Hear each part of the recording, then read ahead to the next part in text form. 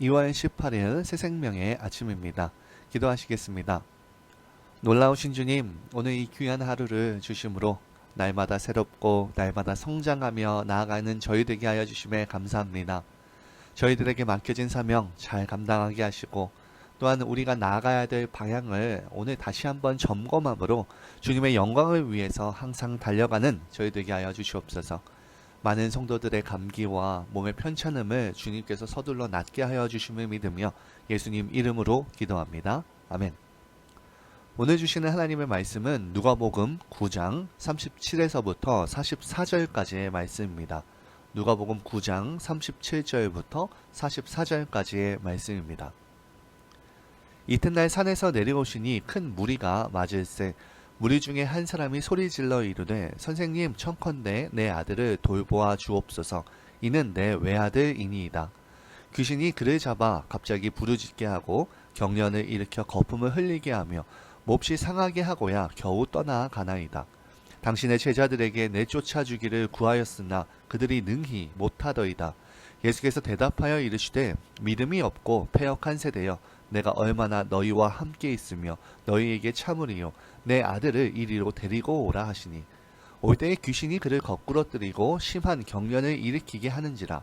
예수께서 더러운 귀신을 꾸짖으시고 아이를 낫게 하사 그 아버지에게 도로 주시니 사람들이 다 하나님의 위엄에 놀라니라.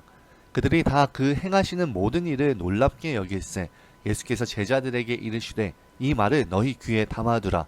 인자가 장차 사람들의 손에 넘겨지리라 하시되 그들이 이 말씀을 알지 못하니 이는 그들로 깨닫지 못하게 숨긴 바 되었음이라. 또 그들은 이 말씀을 묻기도 두려워하더라. 아멘. 오늘 본문의 9장은 예수님의 갈릴리 사역 말기에 있는 여러 가지 사건들이고요.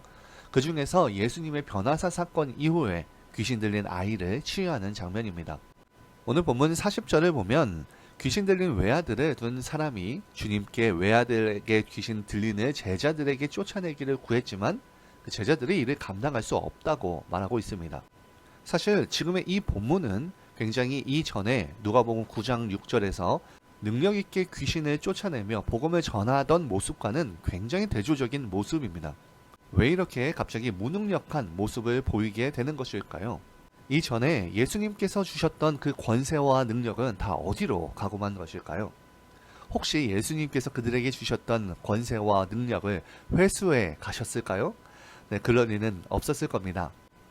왜냐하면 하나님은 우리에게 풍성히 주시기를 원하셨지 온전하게 그 주신 은혜를 다시 거두어 가시는 그런 야박한 분이 아니시기 때문입니다. 그렇다면 왜 제자들은 이전에 행했던 그 능력들을 모두 다 잃어버리고 말았을까요? 그 이유는 제자들이 이 받은 은사를 올바로 지켜내지는 못했기 때문입니다. 이러한 이유를 복음서 곳곳에서 찾아볼 수 있는데요.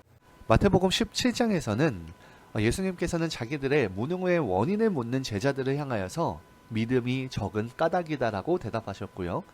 또한 마가복음 9장에서도 기도 외에는 이런 이유가 나갈 수 없다고 말씀하셨습니다. 이러한 구절들을 볼 때에 제자들은 사역을 성공적으로 수행한 후에 믿음과 기도 생활에 나태해져 있었던 것을 볼 수 있습니다. 그 이후의 구절인 9장 32절에서 그들은 기도하고 깨어 있어야 할 시간에 졸고 있었고요. 또한 오늘 본문의 그 다음 구절인 9장 36절에서는 누가 더 크냐라고 하는 그런 인간적인 문제에만 골몰하고 있었기 때문입니다.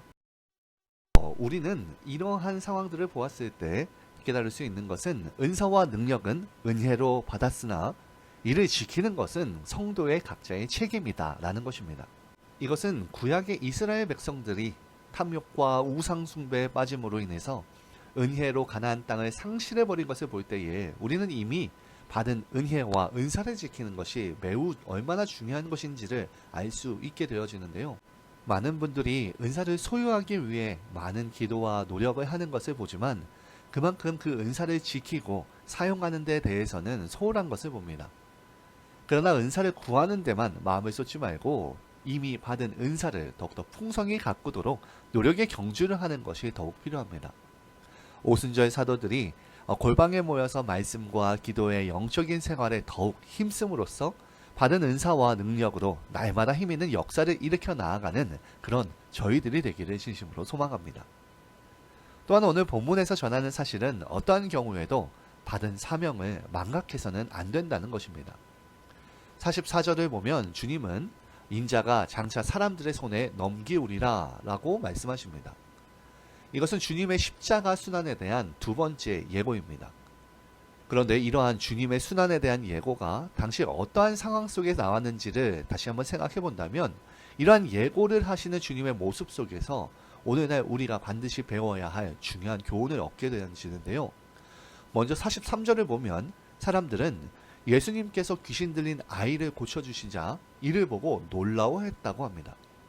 즉 사람들은 9명의 제자들이 쩔쩔매면서 얻지 못하던 귀신 들린 아이를 한 번의 말씀으로 능력 있게 고쳐주시는 주님에 대해서 감탄하면서 존경을 보내고 있는데요. 그런데 이러한 상황 속에서 예수님께서는 우쭐해하시거나 분위기에 들떠하시는 것이 아니라 오히려 제자들을 향해서 가야 할 방향에 대해서 다시 한번 예고하고 계십니다. 곧 예수님께서는 이러한 사람들의 찬사 그리고 이러한 찬사에 들떠서 주님을 바라보던 제자들에게 다시 한번 가야 할 길에 말씀하심으로 통하여서 흔들리는 제자들을 바로 잡아주시고요. 자신이 가야 할 사명의 길을 보다 확실히 하셨던 것입니다. 이처럼 어떠한 상황에서도 자신이 가야 할 사명의 길을 잃어버리지 않는 우리 주님의 모습은 오늘날 우리들에게 반드시 필요한 모습입니다.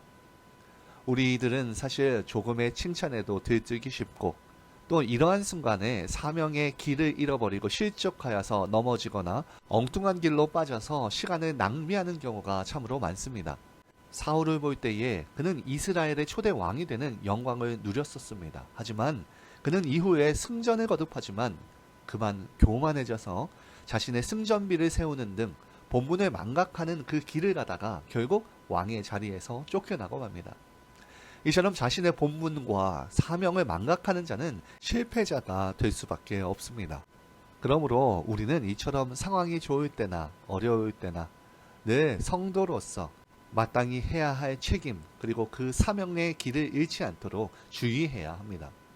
오늘 하나님이 주신 은사를 지키고 사용하는 것에 집중하여서 처음 믿을 때의 열심과 사명감으로 끝까지 자신의 길을 달려가는 저희들 되기를 소망하며 언젠가 주님을 다시 뵙는 그날 잘했다 칭찬받는 저와 여러분들 되시기를 진심으로 축원합니다.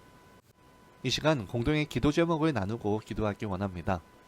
첫째로 오늘 다시 한번 말씀과 기도 생활에 충실하여서 주님이 주신 은사를 잘 사용하여서 맡은 사명을 기쁠 때나 슬플 때나 잘 간직하는 주님의 칭찬받는 자녀 되게 해달라고 기도합시다.